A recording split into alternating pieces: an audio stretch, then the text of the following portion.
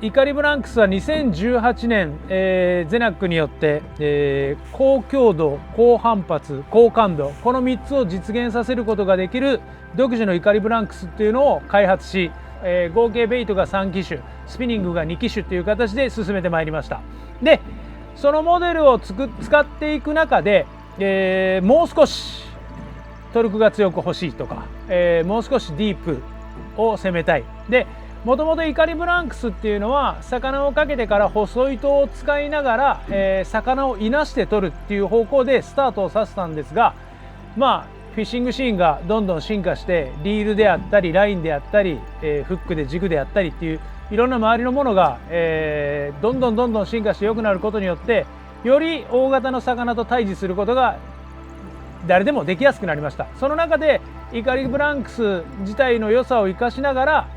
より大物といなすではなくて今度直接対決、要はガチンコファイトができるっていうところを目指して、じゃあどういうものが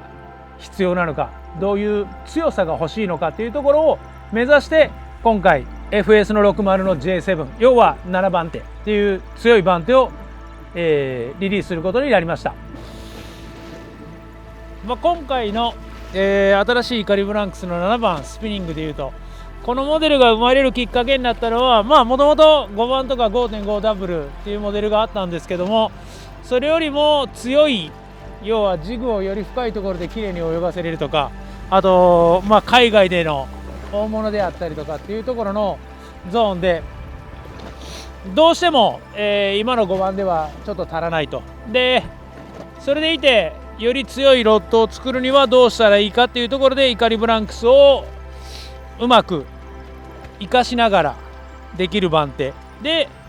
今回はグリップジョイントではなくて一番ティップからバットまでが、一つのワンピースのモデルになって、作ってあります。で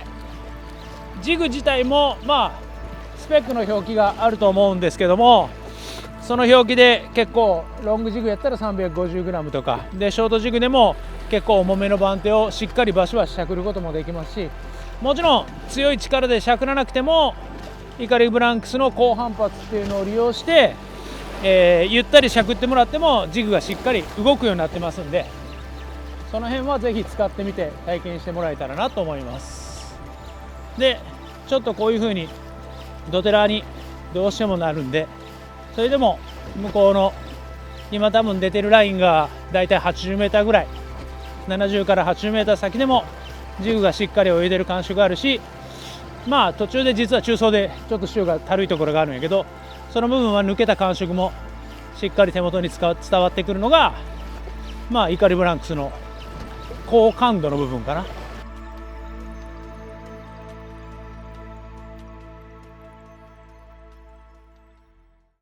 今回の FS60 の J7、 これについてのスペックなんですけども、ショートジグは 280g で、ロングジグに関しては 350g で、 PE に関しては一応マックス4号と、設定してあります。皆さんも知って通りタチウオパターンであったり、限界などでのロングジグを使った平正ジギングであったり、そのような時には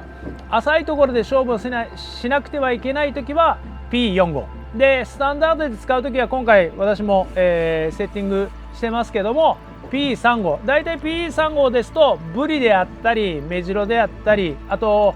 平正でカンパチっていうところの水深が 70m から 80m 前後であれば非常に使いやすく、ラインさばきもしやすいですし、魚かかっても割と安心してやり取りができる号数だと思います。で、4号とかやっぱり、太いラインを入れるとき、リーダーに関しても80ポンド以上の太いリーダーを入れるときは南の方のカンパチであったりとか、平正の大型をより大型の平正を狙うときなど、あと、三重県であったり伊豆の方で最近は少し、ここ 2,3 年動きがありますトンジギであったり、要はビンチョウマグロですね、その辺を狙ったりするのにも使ってもらえたらなと思います。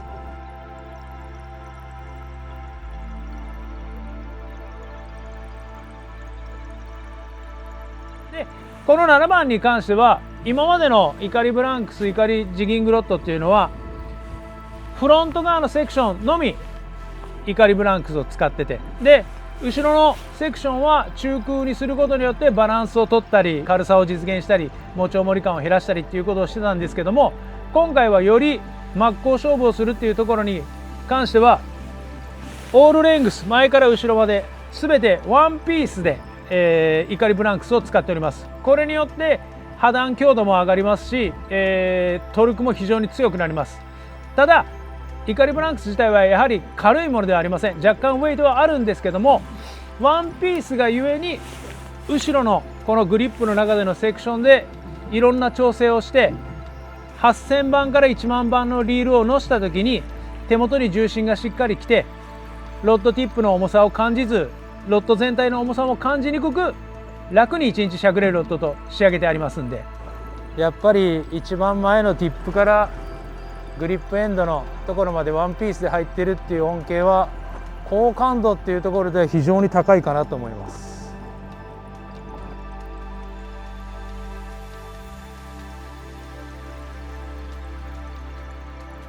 今回のイカリのグリップなんですけども、スピニングモデルです。で、フロントも握りやすい形状で、僕はリールをこういうふうにガサッと全部フロント側を握ってしまってしゃくったりするんで、それにも非常にフィットする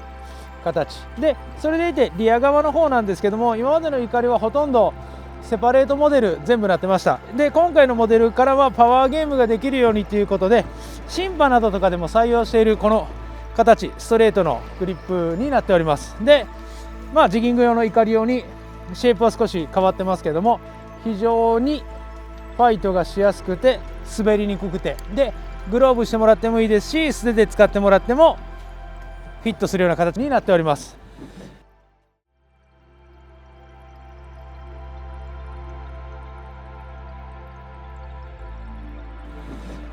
7番のブランクスの使いどころについて、今回なぜワンピースで、そこまでトルクを上げなくちゃいけなかったのか、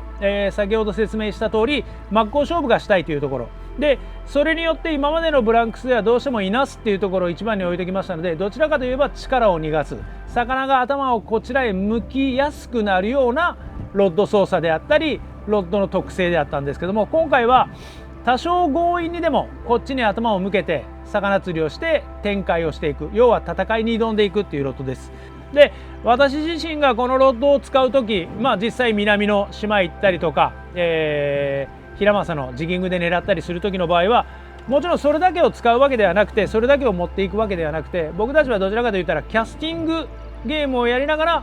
その潮の合間であったりとか、平正やカンパチがベイトフィッシュをボトムに押さえつけてる、要は貼り付けてるっていう状態になった時はどうしても魚は上を向きにくい。そういう時はジギングで狙わざるを得ない。そういう時にセミロング系のジグを使ってボトムから誘い出す。でそのために必要なのが、狙ってる魚がキャスティングで狙うのはある程度やはり大型を狙いたいというところで狙ってますので、そういう場合にジギングで狙う平正やカンパチもおのずとでかくなります。そうなると、今までの番手ではちょっと戦いきれないな。であと海外遠征、もちろん海外で使われるアングラーも多いと思いますけども、そういう時にもワンピースのロッドでもちろん携帯性っていう部分では若干落ちるかもしれませんけど、トルクであったり、魚と対峙するっていう部分では逆に言えば日本ではこういう魚が来るだろうって分かってても、海外に行けば僕らが見たことのないような魚もたくさんおるわけであって、そういう魚が突然かかってきても楽しく戦ってもらえるんじゃないかなと思いますんで、是非ともそういう形で使ってもらえたらと思います。この新しくパワーアップしたイカリの7番で皆様の記憶に残る大きな魚を是非とも狙ってみてください。